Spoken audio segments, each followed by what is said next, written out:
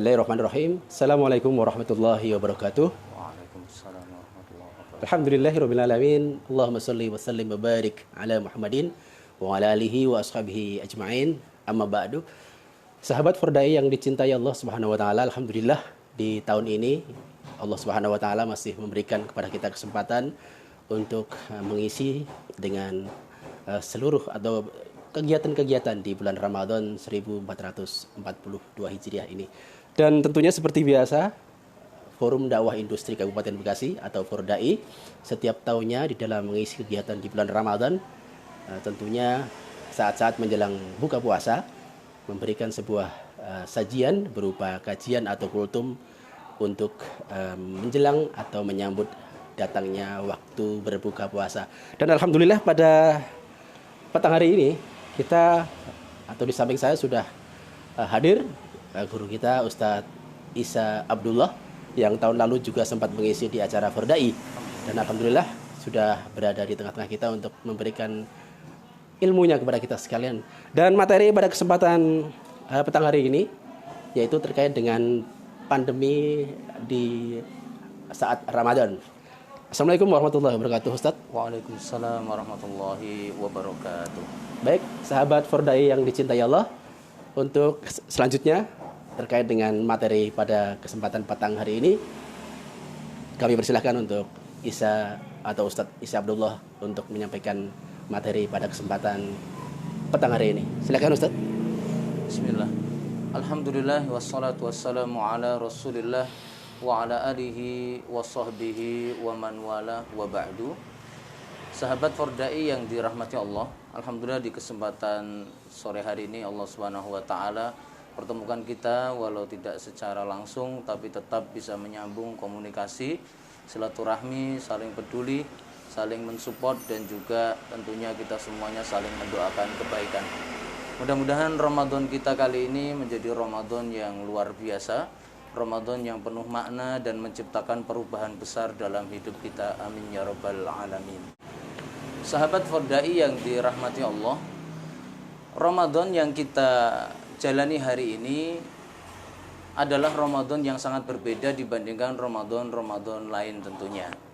Tahun lalu kita memasuki suasana Ramadan yang sangat mencekam, suasana Ramadan yang menakutkan, sehingga umat Islam banyak yang membatalkan, meninggalkan, dan juga mungkin tidak mengerjakan ibadah-ibadah yang biasanya dikerjakan di bulan Ramadan. Ada yang tidak sholat tarawih, ada yang tidak tadarus, ada juga yang tidak melaksanakan iftar, padahal iftar tetap utama dan mulia. Kemudian yang selanjutnya kita melihat juga banyak umat Islam yang mulai menjauh dari masjid, padahal Ramadan adalah bulan yang harusnya mendekatkan dari masjid. Tapi alhamdulillah untuk tahun ini kita melihat masyarakat sudah mulai kembali aktif di masjid. Pemerintah juga melonggarkan untuk kita semuanya bisa melaksanakan ibadah dengan nyaman asal menjalankan protokol kesehatan. Maka dari itu barakallahu fikum, Ramadan kali ini tentunya akan berbeda dari Ramadan yang sebelumnya. Nah, bedanya sekarang kita masih hidup di tengah suasana menyebarnya wabah COVID-19, tapi di lain sisi kita sudah diberikan izin untuk melaksanakan ibadah sesuai protokol kesehatan. Di kesempatan inilah saya ingin menyampaikan bahwa kita semuanya harus menjadikan Ramadan sebagai momen yang sangat luar biasa dan menjadikan Ramadan sebagai titik tolak menjadi orang baik. Kenapa demikian? Yang pertama, Ramadan itu merupakan bulan yang sangat istimewa. Istimewa bagi siapa? Bagi orang yang beriman. Karena Allah Subhanahu wa taala di dalam Al-Qur'an hanya memanggil ya ayyuhalladzina amanu kutiba alaikumusiyam, hai orang-orang yang beriman. Maka Ramadan ini akan menjadi istimewa kalau dilihat oleh orang mukmin. Kenapa istimewa? Yang pertama, di bulan Ramadan Allah berikan banyak sekali pahala.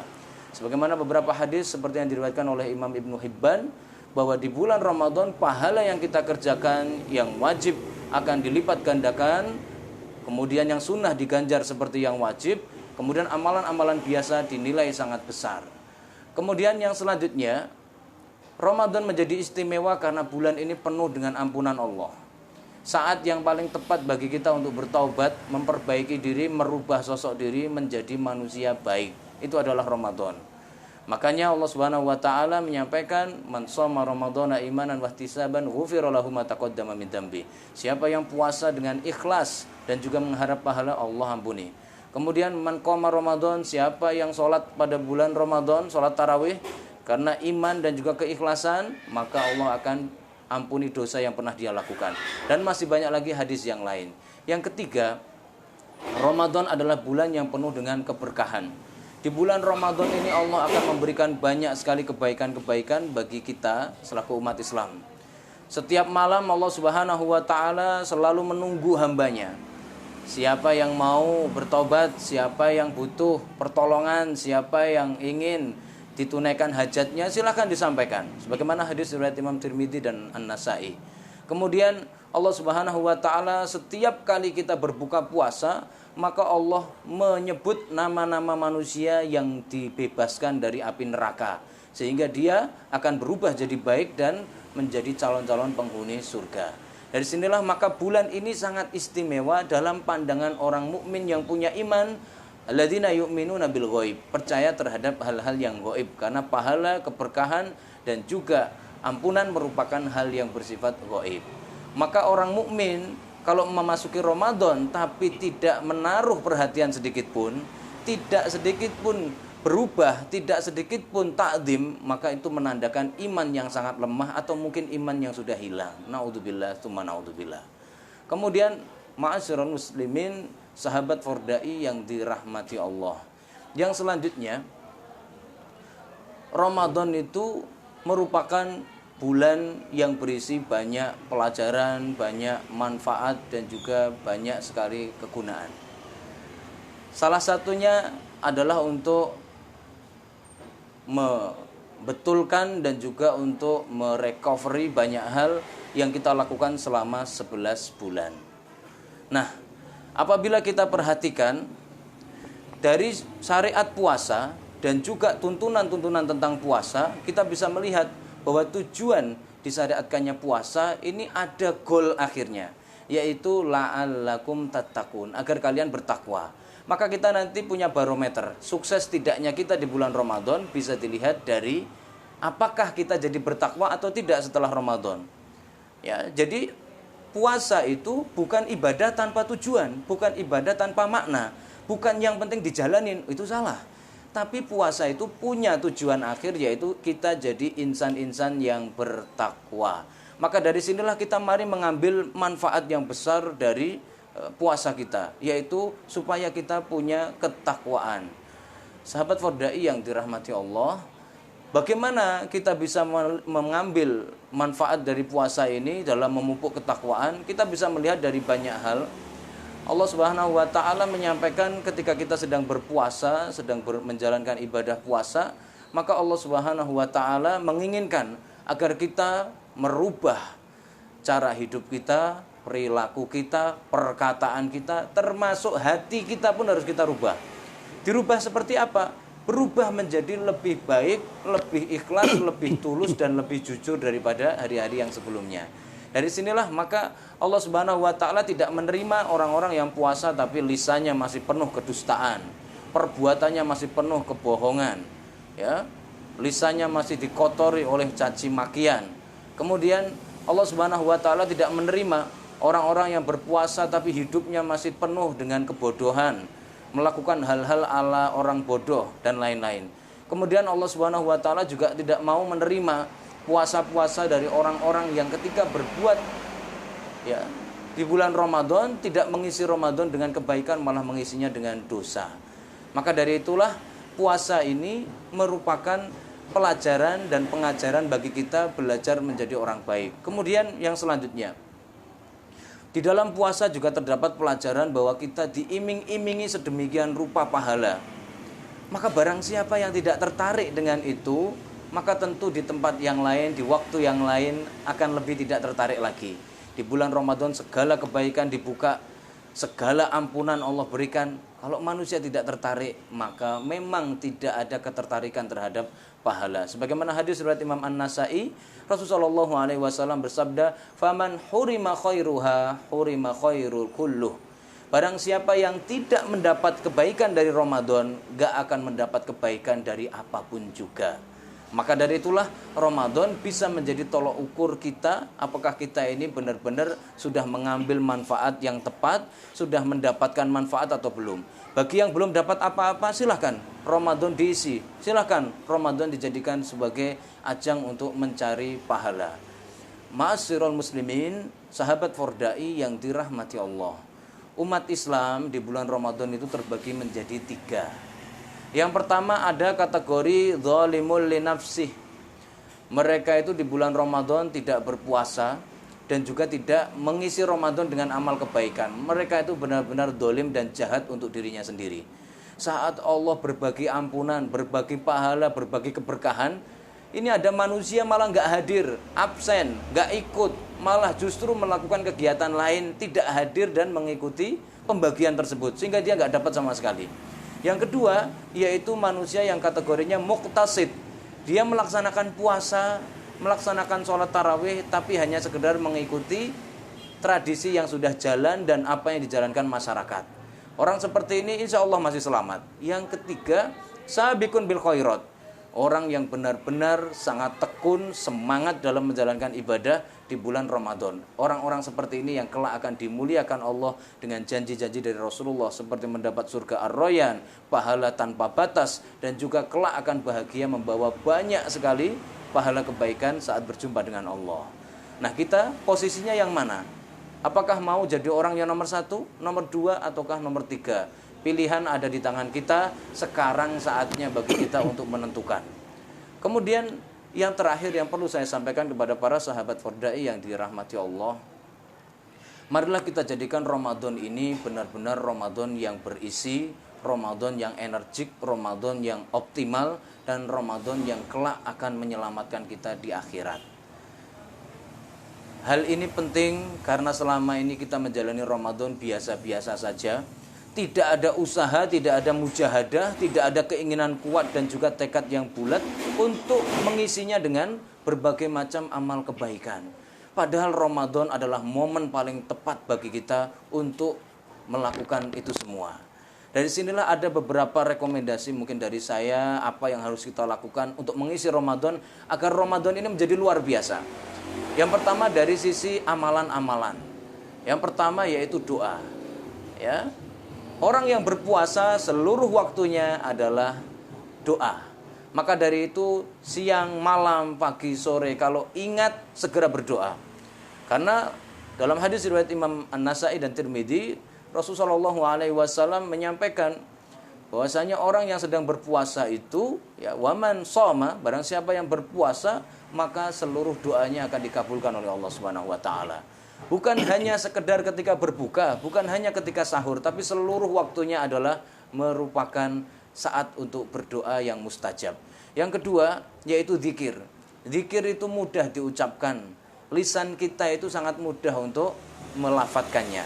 Maka jangan sampai Ramadan berlalu, ada waktu kosong, nganggur, bengong tanpa kita isi dengan zikir-zikir. Subhanallah, alhamdulillah, la ilaha illallah, Allahu akbar, keutamaannya sudah enggak perlu ditanyakan lagi. Kata Ibnu Taimiyah, ya, subhanallah walhamdulillah wala ilaha illallah wallahu akbar, itu merupakan zikir yang paling pamungkas dan isinya penuh dengan kebaikan, dijelaskan dalam banyak hadis. Kemudian yang selanjutnya kita juga bisa melihat zikir-zikir yang lain seperti la haula wala quwata illa billah, atau mungkin zikir-zikir yang lain masih banyak lagi. Jangan sampai ada waktu terbuang. Yang selanjutnya, sahabat Fordai yang dirahmati Allah, yaitu kita isi Ramadan kita dengan banyak membaca Al-Quran. Karena Quran diturunkan di bulan Ramadan.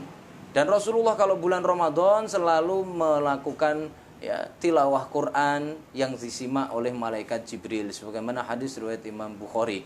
Maka dari itu jangan ketinggalan saat paling tepat, saat paling mudah membaca Al-Quran. Kalau nggak bisa membaca, mendengarkan. Ya, kalau nggak bisa membaca yang panjang-panjang, bacalah yang pendek-pendek. Kalau nggak bisa melalui hafalan, pokoknya jangan sampai tidak mendapat bagian dari Al-Quran. Minimal sekali dalam sehari semalam membaca surat Al-Ikhlas 3 kali untuk mendapatkan pahala yang besar dari Al-Quran. Kemudian amalan yang lain agar Ramadan kita penuh dengan manfaat, pagi, sore isi dengan dzikir, sebelum sahur sebelum kita sholat subuh, ya setelah sahur diisi juga dengan istighfar sebanyak-banyaknya. Kemudian yang selanjutnya Ramadan kita agar lebih berisi, korbankanlah sedikit harta kita untuk berinfak sodakoh, entah itu untuk kita kasihkan anak yatim, fakir miskin, atau untuk berbagi orang yang berbuka puasa. Jangan sampai momen Ramadan lewat sehingga kesempatan emas bersodakoh hilang dari hidup kita. Kemudian yang selanjutnya, Ramadan adalah saat yang sangat-sangat berharga bagi kita. Maka dari waktu ke waktu, sekarang mungkin suasana masih pandemi, kita berusaha sebisa mungkin banyak-banyak di rumah bersama keluarga, membina keluarga, menggunakannya untuk ngajarin anak membaca Al-Quran, menambah hafalan, bersama istri tadarus Al-Quran, mengajak mereka untuk sholat malam setelah sholat tarawih, dan lain-lain, agar Ramadan ini benar-benar terasa sekali hawa-hawa keimanannya. Kalau kita menjalani Ramadan biasa-biasa saja, tentu kita tidak akan mendapat manfaat dan ini akan berlalu tanpa makna. Naudzubillah, summa naudzubillah. Mungkin demikian yang saya sampaikan. Barakallahu fikum. Ya. Baik, terima kasih Ustadz Isa Abdullah. Luar biasa, Masya Allah ilmunya yang kita terima, sahabat Fardai sekalian.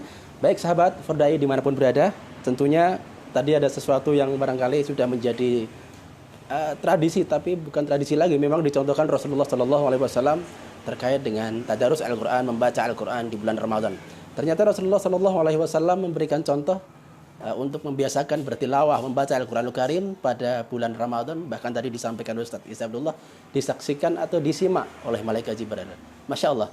Ustadz, mungkin ada satu hal atau beberapa hal yang ingin saya tanyakan terkait dengan bulan Ramadan, kebetulan di masa pandemi atau wabah, Ustadz. Oh ya, barakallahu fikum. Yang pertama ini kan terkait dengan aturan-aturan yang tentunya kita semuanya mentaati 3M ya, menjaga jarak, memakai masker, kemudian mencuci tangan ya Ustadz.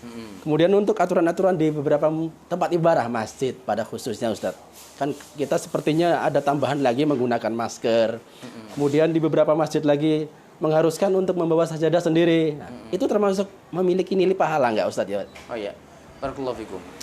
Alhamdulillah wassalatu wassalamu ala rasulullah. Apakah ketika kita mentaati protokol kesehatan termasuk dalam pelaksanaan ibadah kita berpahala? Berpahala. Karena Allah Subhanahu wa taala sayang sama kita. Allah Subhanahu wa taala peduli pada hambanya dan Allah Subhanahu wa taala selalu memberikan yang terbaik untuk kita. Makanya di dalam Al-Qur'an ada banyak sekali perintah-perintah Allah Subhanahu wa taala agar kita menyelamatkan diri kita dan melindungi diri kita. Seperti firman Allah Subhanahu wa taala, wala tulqu biaidikum ilat tahlukah, janganlah kamu menjatuhkan dirimu dalam kebinasaan. Allah enggak suka dan enggak mau hambanya melakukan sesuatu yang mencelakakan dirinya. Yang kedua, Allah Subhanahu wa taala menyampaikan wala taqtulu anfusakum, janganlah kamu bunuh dirimu. Karena innallaha kana bikum rahima, Allah sayang sama kamu. Kemudian Rasulullah sallallahu alaihi wasallam bersabda la dharara wala dirara. Janganlah kamu mendatangi bahaya, melakukan hal berbahaya atau membahayakan orang. Nah, berangkat dari sinilah maka usaha-usaha yang kita lakukan di masa pandemi, melindungi diri, menyelamatkan nyawa, termasuk perintah agama. Hal ini ditegaskan juga oleh Ibnu Qayyim Al-Jauziyah dalam kitab Zadul Ma'ad. Beliau menyampaikan bahwa dari hadis-hadis yang ada bisa ditarik kesimpulan bahwa ikhtiar menghindari wabah itu termasuk berpahala. Apa saja yang kita lakukan? Menghindari tempat kerumunan, menghindari tempat sumber penyakit. Kita berusaha untuk tidak menghirup udara bebas dan selalu berpikir positif, memakan makanan yang mengandung vitamin, gizi, memperkuat imunitas. Itu semuanya termasuk usaha dan bernilai pahala. Maka orang yang datang ke masjid berusaha untuk menyelamatkan diri, menyelamatkan orang juga, memakai masker, mungkin mencuci tangan, kemudian ditambah lagi membawa sajadah dengan harapan supaya tidak kena penyakit atau tidak mengenai orang ya dengan penyakit, maka insya Allah akan mendapatkan pahala di sisi Allah. Hal ini juga ditegaskan oleh Ibnu Hajar Al-Asqalani dalam kitab beliau Badlul Ma'un fi Fadli Ta'un. Beliau juga menyampaikan di antara syarat orang mati syahid itu adalah di wabah ta'un ya. Syarat mati syahid bagi orang yang terkena ta'un itu harus sudah usaha maksimal. Kalau dia meremehkan, dia tidak usaha, dia sengaja untuk menantang maut, maka kalau mati, matinya zalim, matinya sia-sia. Naudzubillahi min dzalik. Maka kita jangan sampai menjadi orang yang seperti itu. Terus kita bertawadhu, kita merendahkan diri di hadapan Allah, berpikiran positif dan kita jalankan protokol kesehatan sebaik-baiknya. Barakallahu fikum. Baik, Ustadz Isa Abdullah atas penjelasan terkait dengan pertanyaan tadi. Mudah-mudahan sahabat Fordai sekalian, tentunya hari ini mungkin di Ramadan yang kedua, mudah-mudahan kita dari apa yang disampaikan Ustadz Isa Abdullah tadi menjadi lebih semangat lagi untuk mengisi dengan kegiatan-kegiatan atau amaliyah-amaliyah di bulan Ramadan, tentunya mengharapkan ridha Allah Subhanahu wa taala agar menilai pahala yang berlipat ganda, ampunan yang kita dapatkan, keberkahan yang kita dapatkan, dan tentunya kita menjadi hamba-hamba Allah yang bertakwa kepada Allah Subhanahu wa taala pada akhirnya. Mungkin cukup untuk pertemuan kali ini Ustaz Isa Abdullah. Sahabat Furda yang dirahmati Allah Subhanahu wa taala, mungkin di lain kesempatan Allah Subhanahu wa taala insyaallah mengizinkan kita untuk bertemu dan berjumpa di kesempatan yang lain. Subhanakallahumma bihamdika asyhadu an la ilaha illa anta astaghfiruka wa atubu ilaik. Wassalamualaikum warahmatullahi wabarakatuh. Waalaikumsalam warahmatullahi wabarakatuh.